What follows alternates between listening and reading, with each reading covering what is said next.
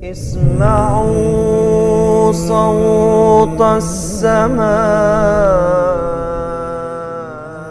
بانی اسلام حضرت محمد صلی اللہ علیہ وسلم نے خدا تعالیٰ سے خبر پا کر جہاں اس دین کی ترقی اور پوری دنیا میں چھا جانے کی پیشخبریاں دیں، وہاں اللہ تعالیٰ سے علم پا کر یہ بھی بتایا کہ آخری زمانے میں عالمی سطح پر بیرونی اور اندرونی فتنے پیدا ہوں گے، جن کے نتیجے میں مسلمانوں پر ادبار اور تنزل آئے گا۔ حضرت علی رضی اللہ عنہ بیان کرتے ہیں کہ رسول اللہ صلی اللہ علیہ وسلم نے فرمایا، ان قریب ایسا زمانہ آئے گا کہ نام کے سوا اسلام کا کچھ بھی باقی نہیں رہے گا، الفاظ کے سوا قرآن کا کچھ باقی نہیں رہے گا۔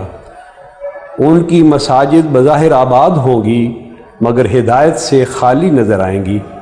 ان کے علماء آسمان کے نیچے بسنے والی مخلوق میں سے بدترین مخلوق ہوں گے، ان میں سے فتنے نکلیں گے اور انہی میں لوٹ جائیں گے۔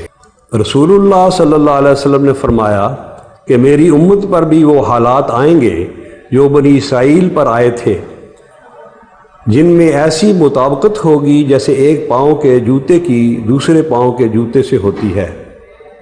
بنی اسرائیل 72 فرقوں میں بٹ گئے تھے اور میری امت 73 فرقوں میں بٹ جائے گی، لیکن ایک فرقے کے سوا باقی سب جہنم میں جائیں گے۔